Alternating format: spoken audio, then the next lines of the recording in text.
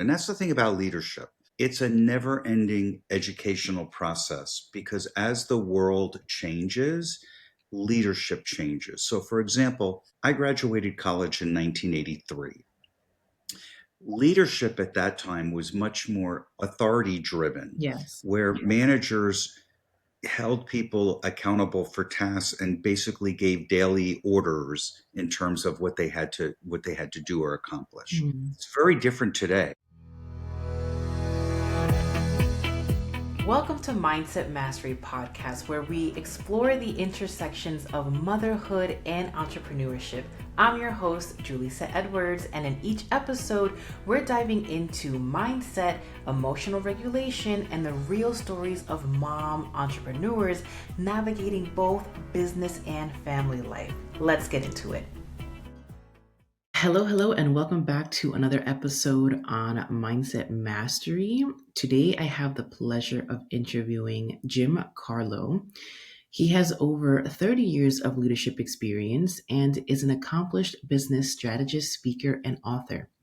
Having successfully driven explosive growth for healthcare organizations from startups to industry leaders, Jim is a trusted expert in building high performing teams. Jim brought a plethora of knowledge to this podcast episode, and it is perfect for the individual who is simply looking to grow as a human being. When oftentimes we think of leadership, we think of us having to, yes, lead many individuals either behind us, under us. Maybe you're thinking of captain or coach or CEO or some type of individual that brings a lot of other people with them. And that is definitely what leadership can be as well. But when we're talking about the skill sets that it takes to manage a large team or to be able to successfully motivate other human beings into doing some type of act that will benefit an organization as a whole. It's not just in corporate settings. It could be a principal, it could be a teacher, it could be a counselor, a mother, a father. It is anyone with the responsibility of leading others, even if it's just one person, two people. Because what leadership truly requires, from what we've learned in this episode, is the ability to self reflect, the ability to point the finger inward when something's not going right, right? The ability to hold space for others, and the ability to see beyond the initial adversities that may appear when said project or set intention is not going the right way. There's always something deeper underneath. And this episode is beautifully crafted in a way that Jim really gets to show us his expertise. All right, you guys, enjoy.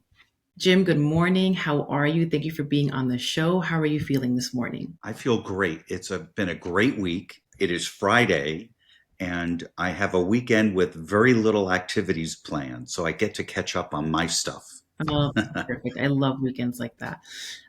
Jim, I'm so excited to speak to you. I know you have a plethora of knowledge in the world of business strategy and leadership development, which I know our listeners will be so excited to learn about. Can you tell me, you have over 30 years of experience in this arena.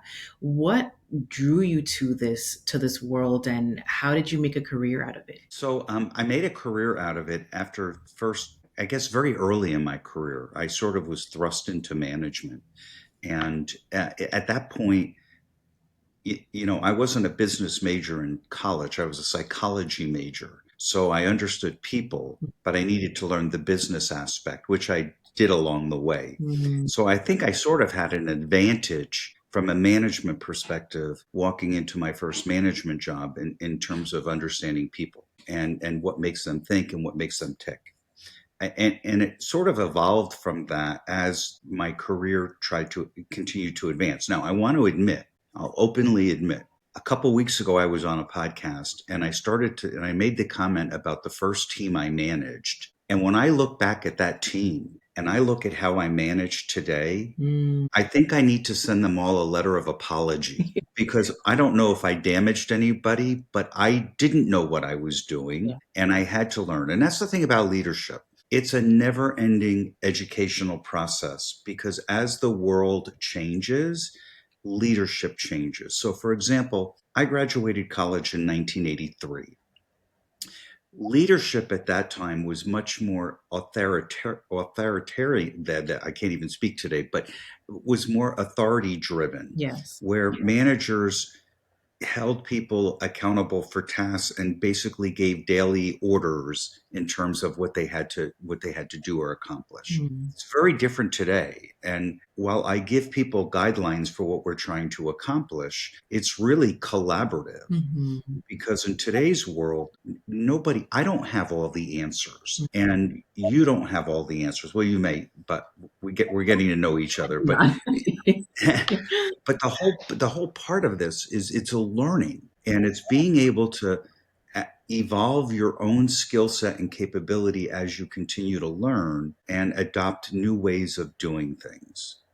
And that really gets me excited because it's not like the status quo. So I'll compare it to an orthopedic doctor.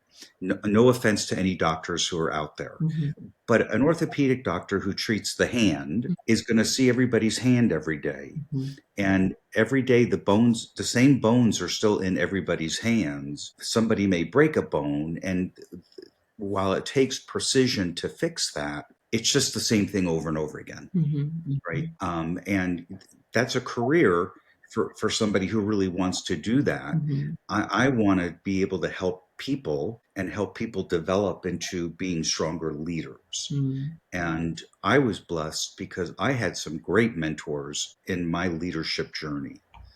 And one of the things I hope we do talk about is mentoring, because I think everyone could use a mentor. Absolutely. And I typically recommend a mentor who's not your boss. It's okay to get insight from your boss, but you sometimes need insight from your circle Mhm, of influencers, mhm, and to get an outside opinion, especially when you're faced with a business challenge you may not have ever seen before. mhm. So anyway, I have loved what I have done. I'm winding my what I'll call my real job work down over the next couple of years, so I can focus solely on leadership development and Mhm. speaking and help and doing much more with people. I mentor a few people today and have for 25 years, and I think it's time to take it to a bigger stage. Yeah. In essence, Okay, so I feel like I'm learning more about you, Jim. So, I definitely agree with you on having a mentor. It's so important. Somebody that's unbiased outside of where you need mentorship in, so they can have an unbiased opinion on how to possibly best change, move or make decisions. As a therapist, that's always been one of my, like, I am a cheerleader in your corner, but then also as a business mentor, yeah, I'm just helping you see how you can fix said problems, or begin, depending on what level of entrepreneurship you are in. And so I adore all of my past mentors. I would have never gotten to where I am today without them, truly. Mentors have the opportunity, which I'm sure you can relate to, that they open up a new path for you, a different way of seeing things. They can educate you on things that you wouldn't learn in school per se, and also through life experience. And when it comes to mastery over the work that you do, you have a lot to shed light on. And someone like yourself, who has worked in this field for, again, over 30 years, you've witnessed generations over time, which is such value. So this is not just a quick fix of like, here, you can do this. It's like, well, this is what used to work then, this is what works now, and this is what has probably always worked. And that's also invaluable, or super valuable. And so I think it would be really nice if our conversation today spoke to my entrepreneurs that maybe are either still in their 9 to 5 and trying to juggle a side business. And I really, these days, focus on helping moms in general, or moms specifically with little ones, launch an online business. And one of my theories that I've learned, I've been in entrepreneurship for 5 years now, and I've been in so many different masterminds with different types of entrepreneurs. And for me, I feel, as a mother to little ones, the idea of doing it all by yourself, it's not possible. And so I teach my moms that when we have the funds to, or if you have a 9 to 5 that is funding you right now, so that you're, while you're building a business, it's not feast or famine, you can hire out as soon as possible, because when you have the help, then you can do more with your business. And I would love to hear your insight, because then that turns to, I'm going from having this idea that I want to do, a service based idea that I want to do for other people, but now I'm managing somebody to help me with that idea, which can get complex if that's the first time that you're doing that. So, what insights do you have there for a beginner entrepreneur or someone who's new to management in general? So that's an interesting question because a lot of times I'll talk about the entrepreneurs, but also when you deal with corporate America, a lot of times people get thrust into a management position because they excelled at their individual contributor role. And someone felt, hey, they could probably be good in management. So they throw them in management. And all of a sudden they realize, well, Sally was my friend, but now I have to manage her. What do I have to do different? And how do I approach that? Mm, From an entrepreneur, it's a little bit different because I'm just going to make an assumption that the entrepreneur is a one person business. And the help that they need is ancillary help around the family and other areas, or maybe financial, like an accountant to help with the books. right. Um, I think from an entrepreneur perspective, I think focus and stability in how you perform would be key to the development, especially as you start to launch a program. And those happen to be two of my pillars as well. And so I've tried to break down a leadership methodology more in the space of not the human psyche, but how to handle people and how to work with people and how to get people to come together to be a cohesive team. Mm, And especially for moms, it's interesting. When I wrote the book, I first thought this is for people in corporate. However, I have learned very, very quickly that teachers, mm, parents, and a whole host of people I never even considered have asked me to be on podcasts to talk to their audiences, even a program that had single moms who struggle day to day, and to give them some sort of structure in some things that they can do, to help that family unit. yes. So it's been a big surprise for me that the reach has gone that How far. vast your knowledge. Yes. So something that I always correlate is that for me personally, my perspective is that running a business is very similar to raising children in the terms of you have your pots and you have your hands in many pots. There are many things happening at once. And even for me, the act of birthing a child, raising a child, those first 5 years, it mimics business a lot in the terms of when you first have an idea, it can't run on its own. You have to fully fuel that idea for it to gain traction, right? And so let's say a baby, same thing. They're relying on you for everything, for food, for comfort, for all the things. And so then maybe around the year mark, the baby starts standing, starts walking, and like maybe you have a couple of clients the first year in business, and it's like, oh my God, this is so exciting, right? It's like, okay, this is kind of beginning to walk. Kind of, I can see the future, right? And then the baby goes to school, and now we have all these friends and teachers, and we have a team to help support the development of that child, right? And the same notion in business, and to what you were saying earlier, sometimes you get hired because you're so good at what you do. I've also mentioned a lot of therapists who then become business owners, and it's like you were so good at your job that has nothing to do with business because now you're wearing a marketing hat. Now you're doing so you can be really good at your thing, but when you're asking for help in your business, you're not usually asking for help in what you're good at. You're hiring someone to help you with a task that you're not so good at or that just simply take up too much of your time.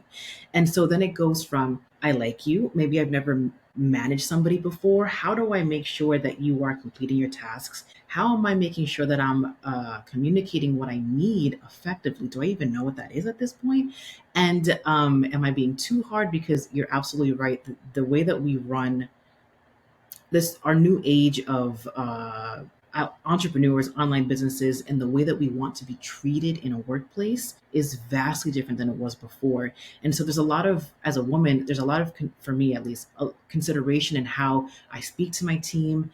Um, I have emotional check-ins with my team, quarterly. I want to make sure that they are feeling well nurtured, so that when we are collaboratively working together on my vision, my business, it feels like it's fueling them and not draining them. And I also want to make sure that they have autonomy over their time. So there's so much that goes into play with all of that, right? So, what insights do you have there for that beginning phase of asking for help and how do you know when maybe it's a good time, or what are the proper skill sets to hire somebody to help you in your business? I think the first thing is to understand that the areas that you may be deficient in yourself so that you know the type of resource you need to look for. And then I would look for traits in individuals that will complement you.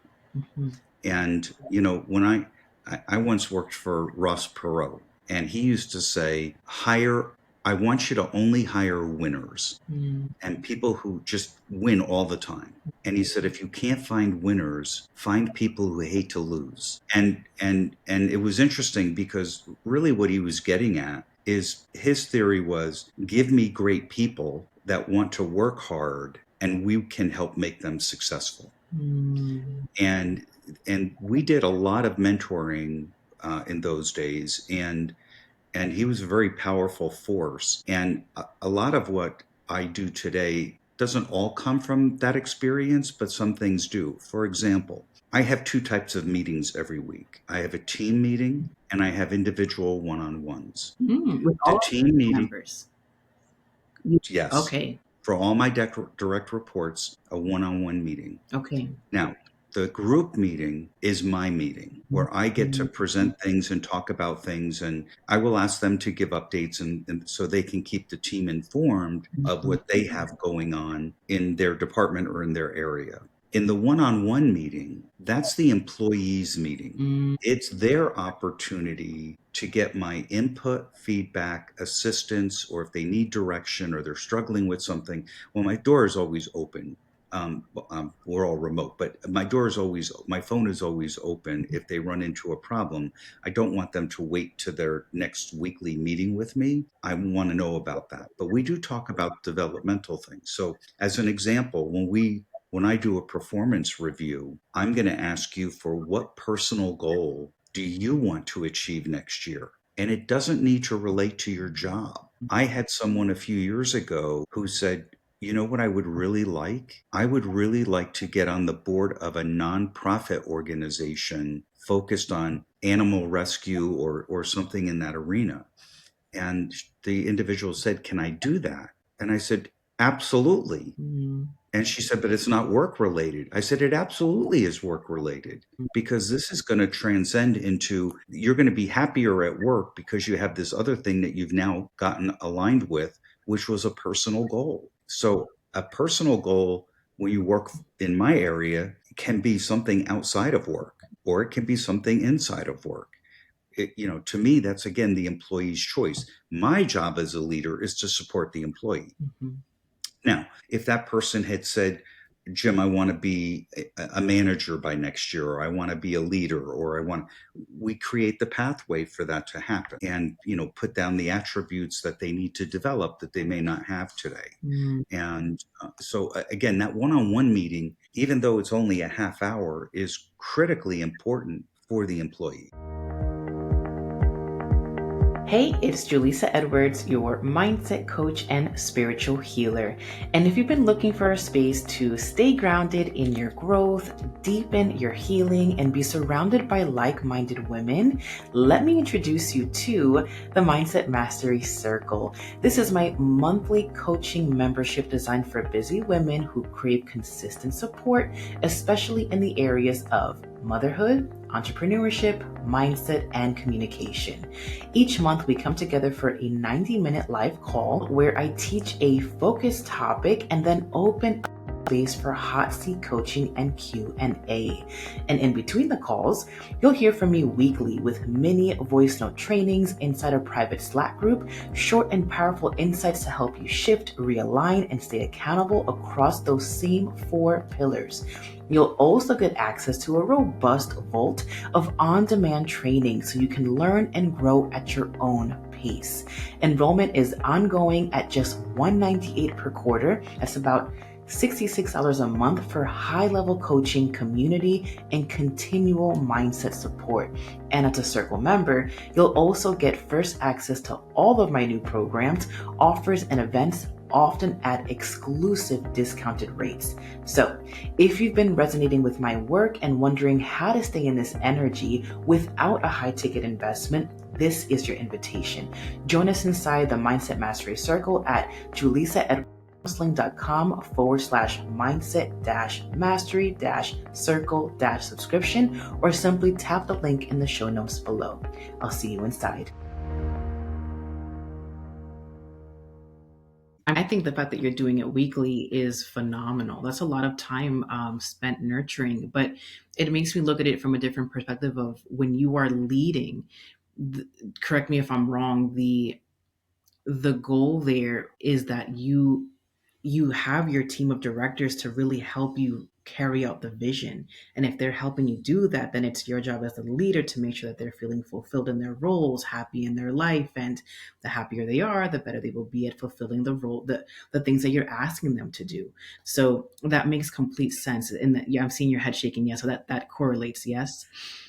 Absolutely. Yeah. And the other thing it does as a leader, when you have those sessions and it is the employee's session, it forces us to be actively listening. And it's the employee's opportunity, I'm going to say, to dump on the leader, Yeah. but it doesn't mean in a negative way. Hmm. But it's their opportunity to pick my brain, get my input, or whatever it may be. Mm. Now, schedules are always crazy, so a lot of times your weekly one-on-one, which may be Thursdays at 1, gets moved because I have to be on an airplane or whatever, but we still try to have that 30 minutes once a week so that we can be aligned on everything that's going on in your world, including what's going on at home. Mm. You know, how are the kids? Mhm. How's the baseball season going? Mhm. You know, I know last time you said your daughter was struggling with her soccer kick. Mhm. Did she get a good, did she find someone to practice with?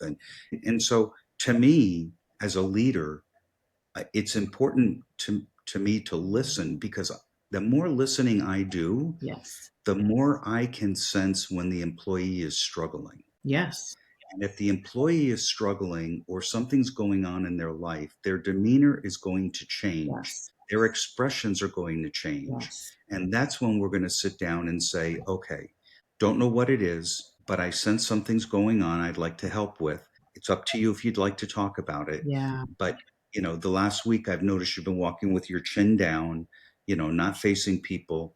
What can I do to help you? Yes. Okay. So I have two questions to follow. So I love that. And honestly, I think I've received a compliment from I have one team member who's been with me from the beginning. So she's been working with me for 5 years, and she's always complimenting me on how good of a leader I am. And to be frank, it's not something that I mean, but now that you're talking about it, it's what a therapist does. So it makes sense. You listen, and you know that if a certain output isn't being met, like I think I used to work in schools for children, giving them therapy, and when their grades would drop or they would be having more fights in the playground, it's like, okay, what's the overall picture here? What's happening at home? Are they doing a transition? Like you're trying to get the entirety of, because there's a reason for this behavior. And if it's an employee or a contract worker that is normally good at outputting X amount of things a week or whatever the task is, and now they're not, it's my job to ask, how are you doing? Is everything okay? What else is going on? And if you're just a good listener and you're like, last week your daughter had soccer practice or whatever, you are an invested leader. I'm sure your team loves to have you as a leader, Jim. And you're someone that cares about them. And that really makes all the difference.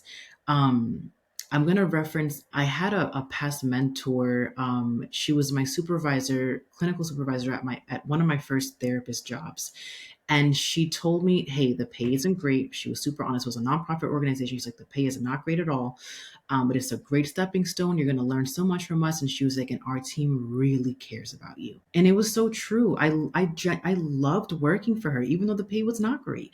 And I learned so much from her. The team, I was so well nurtured. I was so well mentored. And it was most definitely a stepping stone for me in my career. So leadership truly matters. The question part of this that I have for you is, you have created a framework, the 6 pillars of effective leadership. Of what you mentioned, have we hit some of those pillars already? We have. And so when we talked about entrepreneurship, I talked about focus and stability, and those are two of the pillars. And in and I'm in the book that I released. I also offer the reader an opportunity to explore other leaders that they will recognize their name, Okay. who exits or uses that pillar in their management style. So, for example, for focus, there's several people in the book I reference, but one is Jeff Bezos, Mm.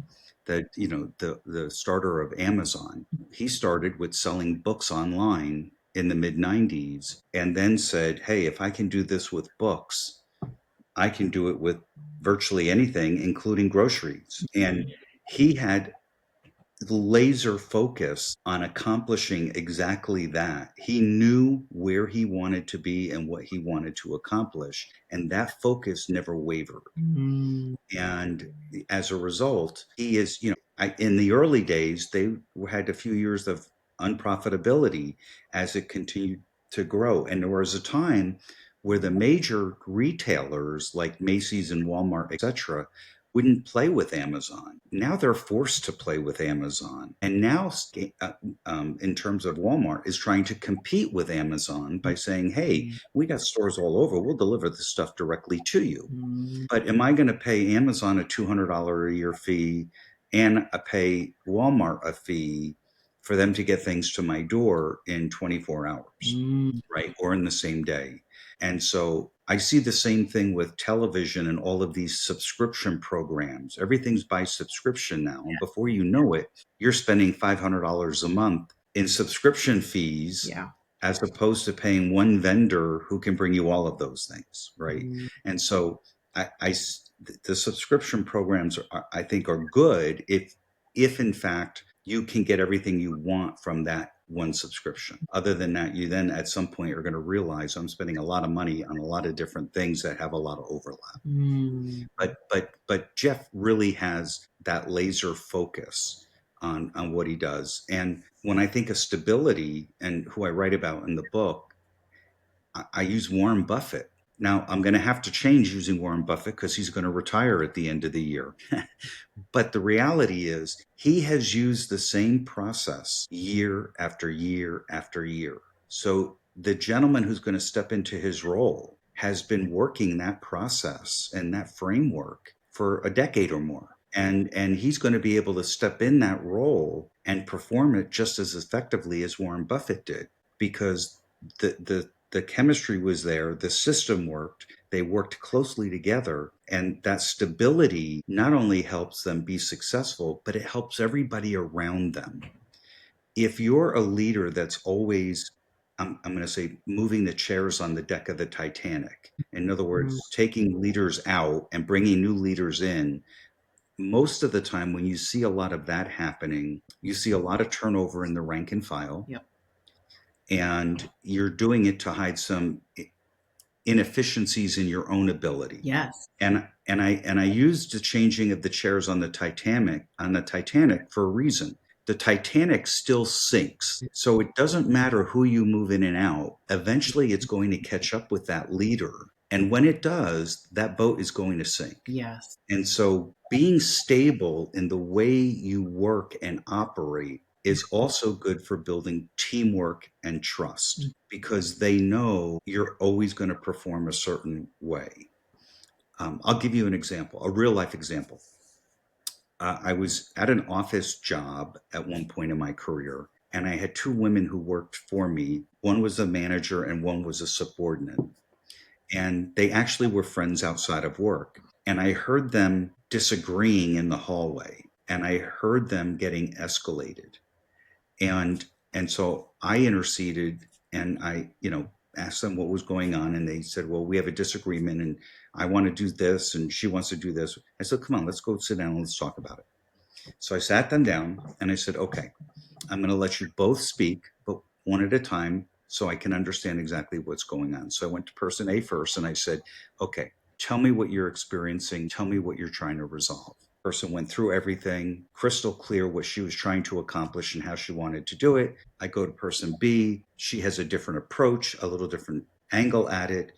And as I listened to both of them, I realized they were both so invested in their own opinion They weren't realizing that if they combined the two solutions, they would have been 100 feet further along than they would be if they just chose one of the two. And when I helped them see the forest through the trees, because I took the time to really listen to what they were saying, and once I told them that, and you could just see that the stress come out of their faces. And then after that happened, one of them started to get emotional. And I always hate it when people get emotional like that because I'm like, oh, what did I do wrong? So I handed her a box of tissues and I said, if I upset you in any way, please tell me. Her response was surprising. She said, no, I'm emotional because you always do the right thing. And we couldn't see it. And I'm mad that we couldn't see it. I said, well, you couldn't see it because you were so invested in what you thought you wanted. And your partner over here was so invested in what she wanted to see. You couldn't elevate yourselves above the forest trees to see that coming together, it would be better for the customer long term. And it was just, it was an interesting opportunity for me to get two people to kind of take a step back and know that taking a step back's okay, and let's just revisit this. And sometimes you need to, if I wasn't there, to take a time out and go back to your respective corners or cubicles and think through it a little more, and then come together again the next day to further debate or talk about it, or bring it to your or bring it to your manager. Yes. So I'm going to hit on 3 points that you mentioned that I think are so important. You mentioned trust, collaboration, and I'm going to relate that to, this is how my brain works, of also motherhood. So I love the fact that the example with the Titanic, if you keep switching out your leadership team, you have to look at the leader. Something's not right here, right? There's something not working here. When I was young and interviewing for jobs before I became an entrepreneur, my number one question for the interviewer was always, what is your turnover rate? Because I wanted to know how long people were staying in their positions. And I also asked, is there room for growth? Like, do you have a track record of people that began here and are now in other leadership positions? Not really. I mean, I had asked that when I was in my early 20s because I didn't want to hate the job. And for me, I was like, if there's a lot of turnover, they must not like working here. Right. But what I didn't even realize was it was because of the leadership of why they didn't like working here. Right. And so what I'm learning through this conversation is that people really have to like you. People really have to trust you and know you to feel comfortable, and to stay there for the long term. If you are cognizant of what they want to gain out of this and you're a true listener, in collaboration with what you want to do for your vision, your business, it will just work out so much better, is what I'm hearing. Is that correct? Yes, it is correct. One caveat. Okay. Um, I don't disagree with the word like, Okay. but I think the better word is respect. Um, because you're not always going to like what a manager may say, especially if your performance needs to be discussed. So I think it's important to have a positive relationship with your manager. Mm, But remember, at the end of the day, they are your supervisor, and you are going to be, if the leader's doing their job, they're going to give you criticism mm, to help you be better. true. So, for example, when you're rating somebody at performance review time on a scale of 1 to 5, I give out very few fives because that tells me the person has mastered everything in that role. But if they've mastered everything in that role, why aren't we moving them into a higher position or category Mm, to increase their challenges? mm, So if you're a leader and giving everybody fives, you're either misguiding them mm, and not helping them, or you're also not promoting them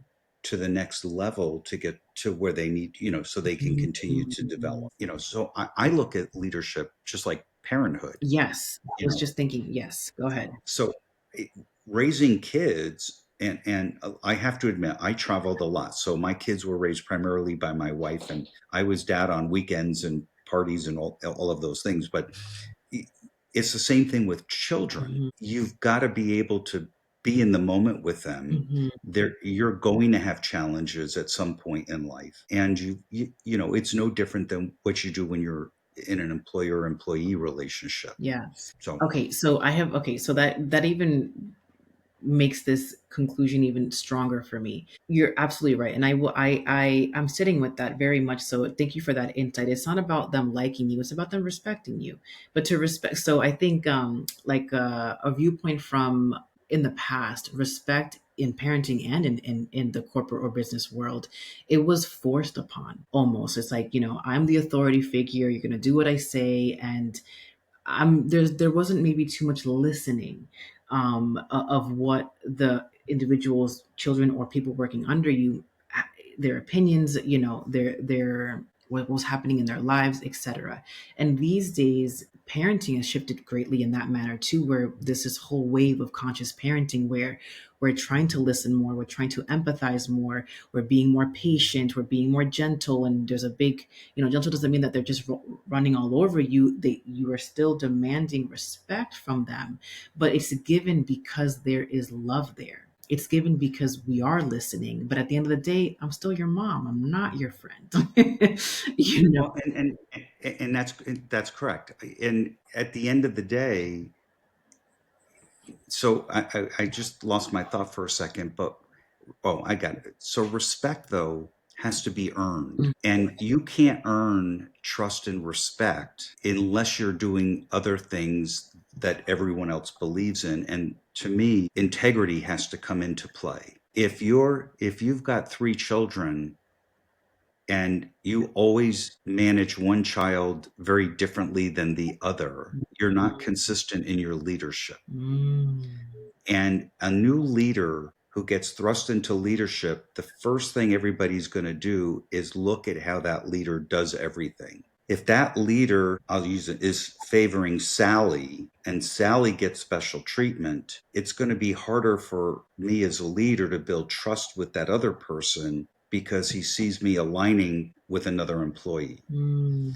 So to me, integrity, I always say that integrity is non-negotiable in my world. Um, it has been something that I was challenged with a question back in 1983, and I've asked myself that question every day since then, and it really surrounds around integrity. So when I graduated college in 1983, people are going to start calculating my age now. I also ran for city government in the town I grew up in. I ran for a city council position and I won at the age of 22. Wow. And I was reelected 3 years later. So it wasn't a fluke. But I was the youngest person in that town to ever be elected to public office. Small town, 12,000 people. Shortly after the election, I got a call from the city administrator and he asked if I could come out to talk to him. So I went out and we're having a nice little chat. And I said, Don, what can I do for you? There had to be a reason you wanted to speak to me. He said, well, I want to ask you for a favor. And I thought, oh, first day on the job, and I got to give a political favor to somebody. And I'm like, I wasn't ready. But it wasn't that at all. He said the following to me. He said, I'd like for you, when you go to bed at night and put your head on the pillow, ask yourself the following question. Did I do anything today for my own personal self-interest that was at the expense of another individual, group of individuals, organization, or community? If you can say no, you can sleep peacefully. If you say yes, you need to immediately reevaluate what you did and either unwind it or not repeat it ever. That hit me like a big board to the side of the head, Mm. because what he was asking me to do was reflect on my day to make sure I wasn't doing anything that was for my own personal interests.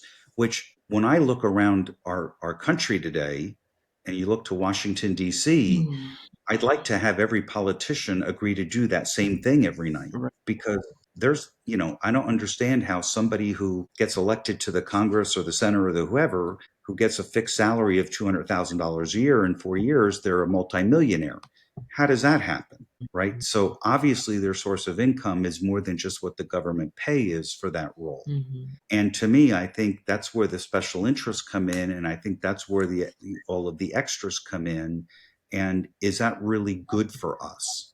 So to me, integrity is non-negotiable. Yeah. And my teams know that.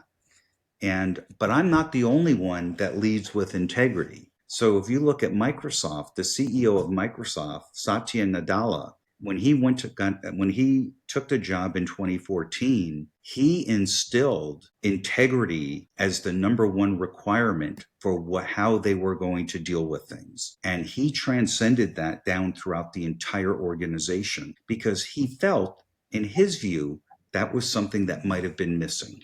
And he's led them quite successfully since 2014. But my teams know the same thing. It's okay to make a mistake. Let's fess up and admit it. And as a leader, I've admitted mistakes. Let's learn from that, figure out what do we have to do to not do that again, and then move on. Jim, I'm learning. I'm learning so much from you, and it is so evident that you have true mastery over this. And what I'm learning too, when we first met, we're getting to know each other as we're talking, and how is this going to best serve our audience? And of course, this is collaborative. So how is this going to help you? And what I'm learning is that leadership is to be a good leader, it doesn't have to be in one arena. It's an asking to become a better version of yourself, someone who through love gains respect, right? Someone who does have integrity in what they're doing. Simply said, it's more complex than this, but a good human being who cares, right? Correct. it, that can go across. We've been mentioning, work, business, and parenting, but really, it's in all arenas. And you were saying earlier how you focus on one area in the past, and then you also realize that your teachings can go across a plethora of people. Truly, anyone who's looking to grow and become a better version of themselves can look into leadership skills. Correct. Correct. And it doesn't matter whether you're a principal of a school, a parent, or already a CEO. Right. You could be a CEO. And in fact, I knew a CEO so when I get to the office, I'm interacting with everybody, whether I know them or not. When I get in an elevator, I'm saying hello to everybody, right? It's an opportunity for me to meet unique people, but also to make sure that if I see somebody having a bad day, I can give them a smile or whatever to hopefully cheer them up. Mm, But I knew a CEO once that used to park on the side of an office building and take the freight elevator to their floor to avoid having to interact with people. mm, That's not leadership. correct. And so, to me, I'm very different than that now, Mm, but I've evolved. mhm. Again, I didn't have all of this skill when I first started, but what I'm teaching the people or professing to people is you can develop these things, but you also have to be very careful. And you have to be careful because as a leader, if you cross that integrity line and you lose that trust, Yeah. you will never gain it back. And so that's why I say integrity is non-negotiable, because so many things come off of that Mhm. collaboration and trust and camaraderie and a whole bunch of other things that make the team so much stronger. I was at a retirement dinner the other night, and the gentleman who was retiring, we had a small dinner. It was about 30 people that were there, but he went around the room and said something about everybody that he admired. And when he got to me, he said, "Let me just tell you something about Jim. Beneath that harsh, stern exterior that we all see every day, he's probably one of the kindest and generous human beings I have ever known. And this person has only known me for 2 years." I can feel that. Just I've only known you for now 40 minutes. And I went to him afterwards and I said, "Saeed, why are you passing rumors around? I don't want people to know I'm a nice guy on the inside. How do you think I get results?" And he started laughing. He said, "Well, you're not going to get it from anybody in this room that's on your team anymore because they know you're kind and but it's true. I mean, I have a job to do, and I have to manage to that, but it doesn't mean I'm not there for my people and I'm not helping my people grow and develop. I am. But I also have to make sure we're moving the needle. Absolutely. Yeah, okay. This has been a beautiful conversation. I want to switch gears a little bit and have people or give people an opportunity to know you even on a better level. So if you've been following my episodes, you know that at the end we reserve space for vulnerability. And that's always to shine light that we can be masters in an area and we're still human beings. So Jim, at this time, literally it's an open floor for you. I always just say something along the lines of you can share something that's been troubling in your personal life, in your career, in your family, with your mental health. Anything that I could hold space for and hopefully shine light on, I would be honored to. What comes to mind for you, Jim? So the one thing that I have, so I didn't start out a lead. I'm a firm believer that people aren't born leaders. Now, there's some people, scientists will say there's a gene that more people with this gene tend to be leaders. But I'm a perfect example of a person who developed into leadership. My father was a carpenter. His father was a mason. Father before that, grandfather, great grandfather was a chicken farmer. Um, Later in life, my dad ended up working in a factory. I didn't have a lineage of CEOs and wealth. We were a classic middle to sub middle class family. Um, but most people who become successful have had some sort of tragedy. When I was 8 years old, my oldest brother was killed in Vietnam. Oh my. And that was extremely devastating for my parents and for the whole family. I was 8 years old at the time, and I asked my mom one time. I know Dad didn't come to dinner and sit at the table with us many nights. He just couldn't face us, and he definitely had PTSD, but they didn't know any of that back then. Sure. And and I said to Mom, I said, Mom, how did you get through that? And she said, I had you three young kids I was responsible for. So my focus became you all. Wow. And I had to step up where Dad couldn't because he was so fearful of losing another child. It was not the oldest person in the family is my sister. Then it was my brother. And then there's a 10-year gap before my other brother, then 2 years me, then my younger sister. And so that gap created almost like two separate families, but we were all one family, one set of parents, DNA's all the same. Sure. But that did a couple of things. Dad said to us, to the bottom three, you all are going to college. Now my oldest sister went to college, but my brother was drafted in the army because he didn't go to college and he went into the trade world as in trades. Um, and so Dad said, you have no Yeah. choice. You're going to Trying college. to protect you guys. Yeah. I don't know how we're going to pay for it.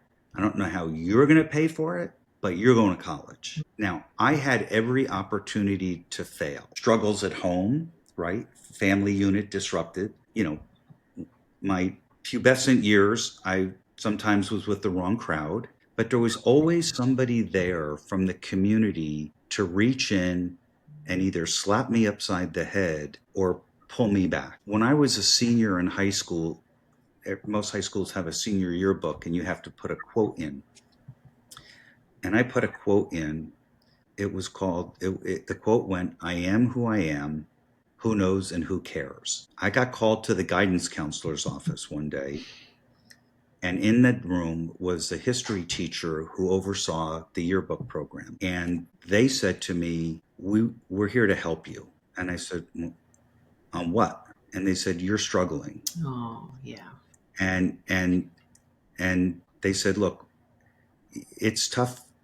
You know, what you all have gone through is very difficult. And the history teacher had taught my brother. So he knew the family.